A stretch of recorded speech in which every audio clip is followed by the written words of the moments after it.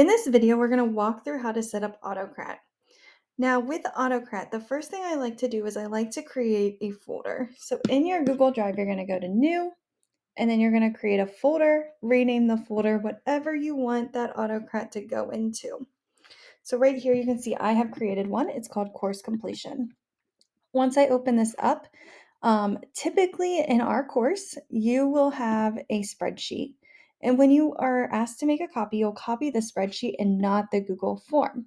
However, if you're starting from scratch, you will want to create a Google form and you will want to collect the email, the name typically, and then you can add whatever questions you want for your Google form and to create your Autocrat.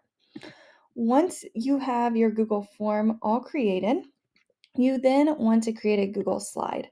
So right here, you can see my Google slide and you can see these little brackets. Whenever you see these brackets, this is going to pull the information from my Google form. So whenever they type in the name here, it is going to pull into this area.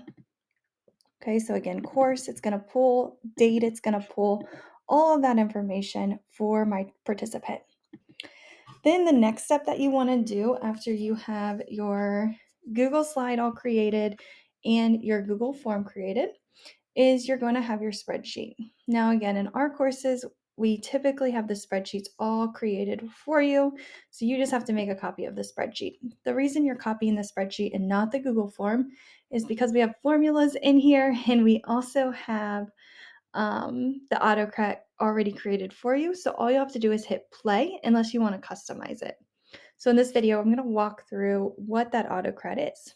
So you're going to go to extensions and you're going to go to Autocrat and hit launch. It might take a minute to load. And once it loads, you should, if there already has been a creation, you're going to see the name of it. And typically you would just have to hit the play button. Now with this one, we're going to hit new job. And we're going to call this certificate. This is just so you know if you have multiple jobs running in a spreadsheet, you know which one to edit if you need to edit and update any of them. Okay, so now I'm going to pick a template. So I'm going to click from my drive and I'm going to search for this template right here that I would like to use. You're going to select it. Now again, if you are using ours that we've already created, you're going to have a template that looks like this and you can just kind of click to see what it's going to look like.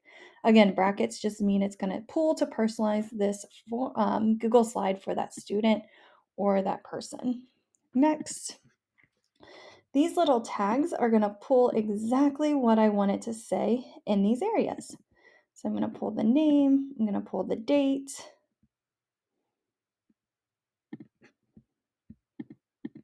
and then I'm going to pull the name.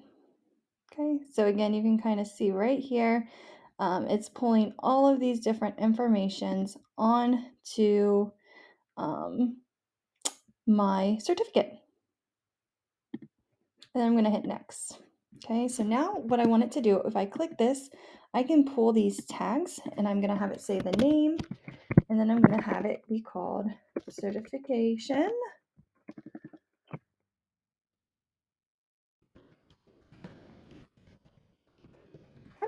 And then I want it to be a Google slide and I want it to be multiple. Now, if I did single, this would mean everybody's all on the same slide deck, which makes it easy to print. This one, I'm going to be emailing these certificates individually, so I want it to be multiple. But again, if I was going to print these for all of the different attendees, I would want to do single because then they all come into a Google slide and then I just hit the print button. So you kind of got to decide what you want to do there. I can also make it a PDF so it can't be editable if I wanted to.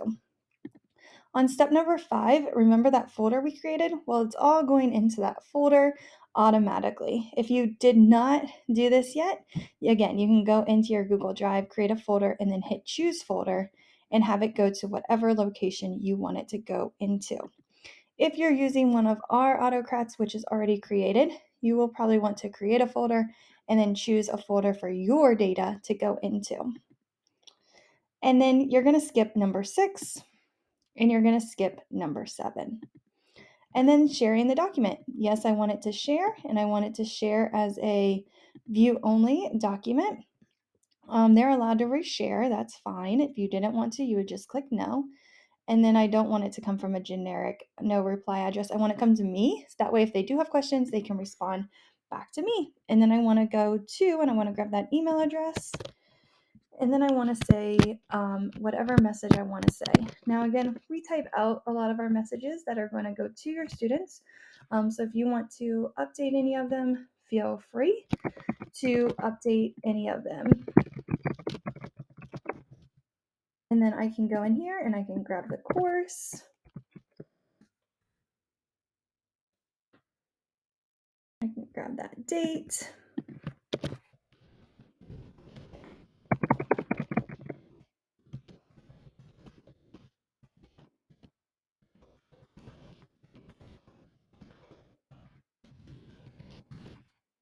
And then I can hit next. And then running on trigger just means as soon as someone hits submit on that form, it's going to run for me.